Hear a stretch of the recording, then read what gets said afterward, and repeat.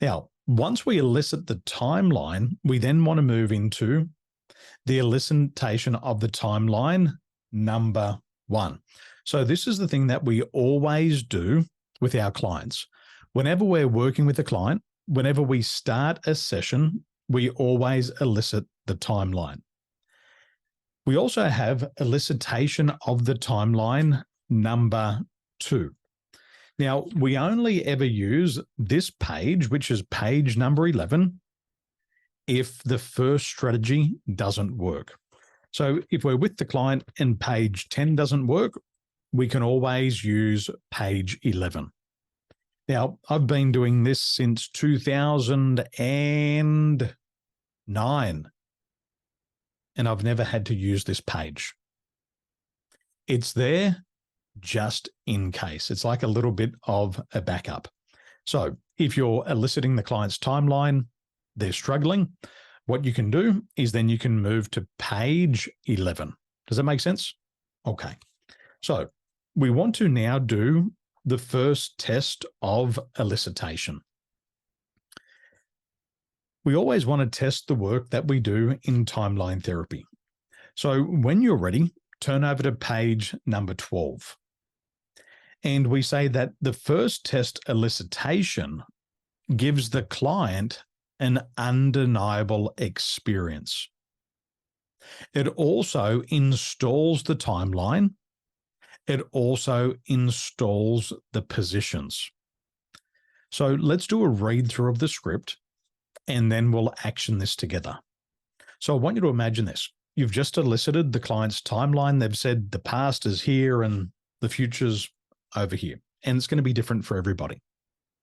We then turn to page 12 and we say to the client, now, would you bring to mind the directions that you pointed to? Do you notice that they imply a line? So, for example, Jesse before said past and future. We're just getting the client just to imagine that there's a line between those two. Now, we then ask if the client says no, we say, well, could you notice that? If the client still says no, then you could ask, is your past arranged by location? For example, where you live. If the client says yes, you'll say, how would it look if for purposes of this process, it was stretched out in a line? And essentially, the client's just going to imagine a timeline connecting past to future. Now, there's a little note here. Remember that timeline therapy is not only a visual process. It can be done visually, auditorily, or kinesthetically. That means people can do it with pictures, with sounds, or with feelings. Next, we say to the client, good. Now, when I say a line, I don't mean to imply only visual, because in a moment, I'm going to ask you to float up above that line.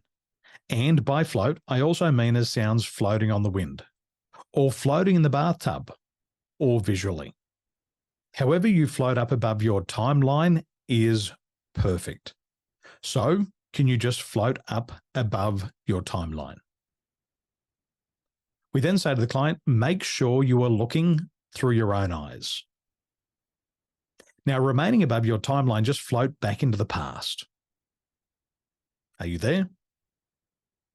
Good. Float back toward now and stop there. Are you there? Good. Now, facing towards the future, float up higher and farther back into the past. And now float out into your future. Are you there? Now float up higher. Float so high that your timeline seems like it's 1 inch long. Good. Float back to now and float down into now and come back into the room. And we ask the client, how was that? And whatever they say, we say, perfect. Now, Sansan's question is, does the client need to close the eyes? No. We want the client to do it with their eyes open. If the client closes their eyes during the timeline therapy process, then there's more of a chance that they're going to associate into painful memories, and it makes the process go so much slower. If the client closes their eyes, ask them, please open your eyes. Okay, So Jesse, when you're ready, let's do this together. And I'm going to demonstrate this process. So Jesse, as before, you get to be the client. I'll work with you. Everybody else can observe and follow the script. Okay, Jesse, are you ready to go? Yep. Yes. Excellent. Now, would you bring to mind the directions that you pointed to? And do you notice that they imply a line? Yes. Excellent. Good. Now, when I say line, I don't mean to imply only visual, because in a moment, I'm going to ask you to float up above that line. And by float, I also mean as sounds floating on the wind, or floating in the bathtub, or visually. However you float up above your timeline is perfect. So, can you just float up above your timeline? And make sure you're looking through your own eyes. Okay. Now, remaining above your timeline, just float back into the past. Okay. Are you there? Yeah. Good. Float back towards now and stop there. Okay. Are you there? Yes. Good. Now, facing towards the future, float up higher and farther back into the past.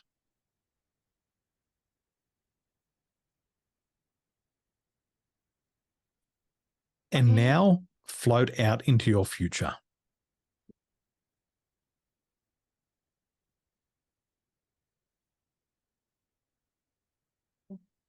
Are you there? Yes. Now float up higher and float so high that your timeline seems like it's 1 inch long. And just keep those eyes open. Good. Yes. And float back to now. Float down into now and come back into the room. Okay. How was that, Jesse? I'm good. Feel great. Excellent. Very good. So you can see it works the first time, and all you need to do is to follow the script with your client. Now, just out of curiosity, Jesse, when you were floating out above your timeline, how did it feel to be floating up there above your timeline?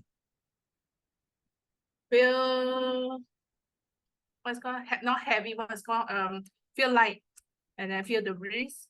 Feel lighter and with the mind. Excellent. Wonderful. Now, when people do this, everybody's going to have a different experience. Some people say to me, oh, Daniel, I feel seasick. Other people say, I feel like I'm in an aeroplane and I'm hitting turbulence. Everybody's going to have a different experience. So don't compare your experience to somebody else's. However your mind does this is perfect for you. That's the important thing. Does that make sense? Whatever your mind does is unique for you, and don't compare your experience to somebody else's, because other people do it differently. Some people say to me, Daniel, I was floating so high that I could see Uranus and I could see Pluto and Jupiter. If that's what they do, excellent. Perfect. Does that make sense? Good. Jesse, just at the bottom there of page 12, we always ask them, how was that? Normally, I don't make too much of a deal about it if I'm just doing my own personal coaching. But today, in today's training, I just want to ask you so other people know, okay, well, this is how Jesse felt, or that's how somebody else felt. And sometimes your clients might talk a lot and they might go, oh, you wouldn't believe it. I remembered this thing. Excellent. See, once you start to use your mind differently, these memories from the past will start to come up. People will go, oh my gosh, I floated all the way back into the past, but there was this big black spot in my timeline. What is a big black spot in the timeline, you might ask? Oftentimes it's been a very traumatic event, and the mind blacks out the memory so you can't see it. Many, many things we'll learn as we go through. Okay, so you have page 12. You've got yours there. Excellent. I'm going to put you straight into the breakout rooms, and you're going to have an opportunity to practice once again. So the breakout rooms are open for 20 minutes. It's going to give you plenty of time to practice, and I want you to all to practice. Practice at least once. And if there's extra time, I want you to practice again with the next person. And if there's more time, practice with the next. Okay, breakout rooms are open. I'll see you soon.